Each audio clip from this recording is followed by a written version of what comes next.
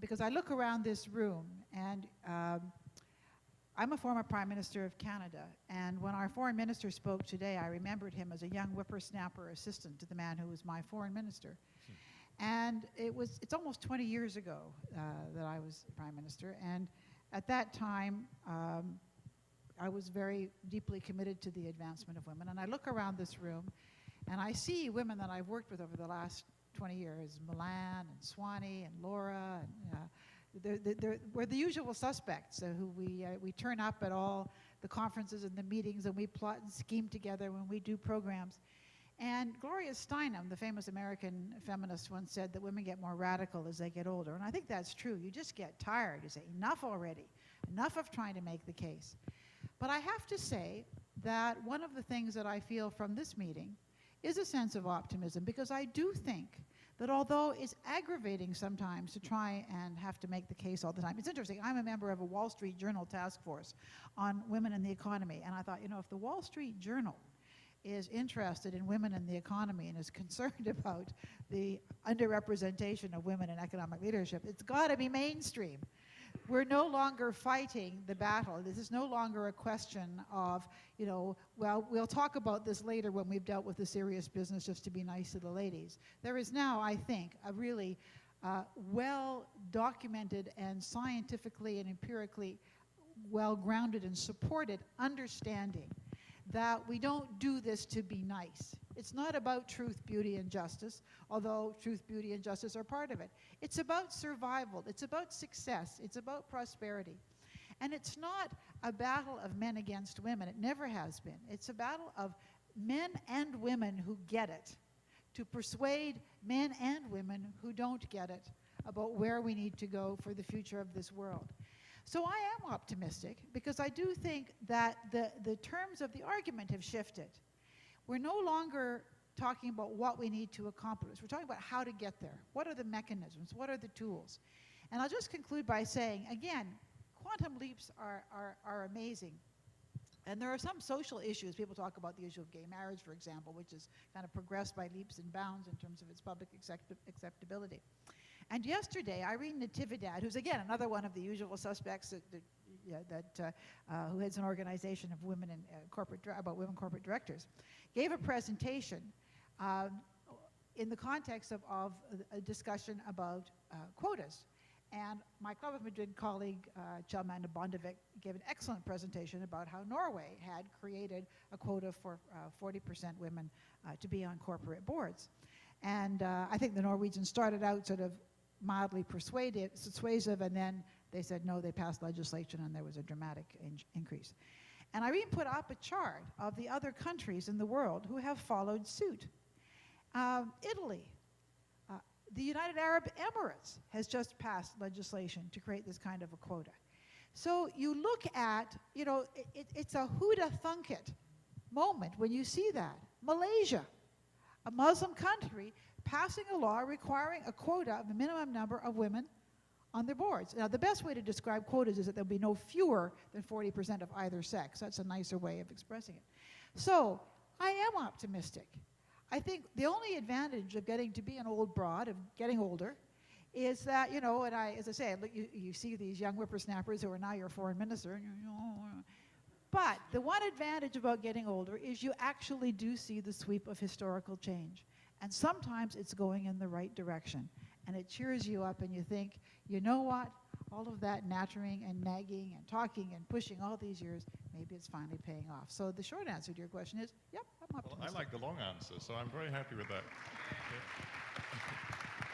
I'd like to actually make sure that I say something about this wonderful organization, the Club of Madrid. I am a founding member of the Club of Madrid. I actually was its Secretary General for 3 years. I'm now just happy to be a member, and I do projects. But all of the things that we're talking about are things that the Club of Madrid really embodies. When we created the organization, as I said, for lunch the other day, we had, I think, something like 35 members. We're now over 90. We keep saying we should cap our membership, but then we find good people. And, you know, as one of the first Prime Minister of Canada once said, if you want me to build a better cabinet, you have to send me better wood. And to somebody who says we should have more women, just elect more women presidents and prime ministers of good democratic credentials, and as soon as they're out of office, we nab them. The proportion of women in the Club of Madrid is very much a reflection of people out there. But I just want to say something about this group of people because I've come to love them very much. And one of the things that we enjoy about our annual meeting is the opportunity to get together and see one another. And, you know, Sadiq Al-Mahdi, one of the originals, I mean, Joaquin Chizano was just a hero in his country. Their stories of each of these members is terrific. But what we're able to do, these are not people who are backward looking. They're all looking forward. How can we make changes? We're committed to democratic governance, and we understand the importance of good governance for making change. And we're constantly looking for issues where we can use our capacities to make progress. Sometimes it's convening power. In 2005, and on the anniversary of the Madrid bombings, we used our convening power to bring together the largest group of security experts ever convened in Madrid for the Madrid Summit on Democracy, Terrorism, Security that produced the Madrid Agenda, and it's a very important contribution to the debate on how to deal with terrorism. But what's interesting is that our members have all sorts of different talents. And when we talk about the advancement of women, we've been involved in the advancement of women really right from the beginning. And our male members are deeply committed to this because they're smart people and they get it. And it's interesting because the women members, we go and we do projects. And for women in different parts of the world, we're often kind of we're the inspiration. Mary Robinson and I went in 2009 to launch a program on peace and security for women in peace and security in the Horn of Africa, and it was wonderful.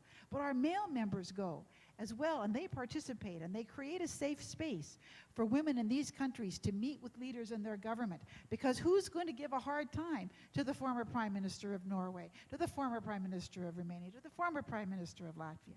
And our members, our member Valdis Burkhovs from Latvia led our mission working with East Timor, which involved a number of our other members as well. You'd say, what does a Latvian have to know about East Timor? Well, small countries dominated by large neighbors, finally get their independence. They have a diaspora that returns, doesn't speak the native language, all sorts of interesting things. And Jose Ramos Horta is now a member of the Club of Madrid. He's out of office, but he was very grateful for that. I just give you one example because I could tell you stories, but in our programs to deal with the empowerment of women, I remember I went on a mission one time with Serketumili Maziri, the former president of Botswana. And if you know anything about African politics, you know he's highly, highly respected as an African leader, and he's a darling.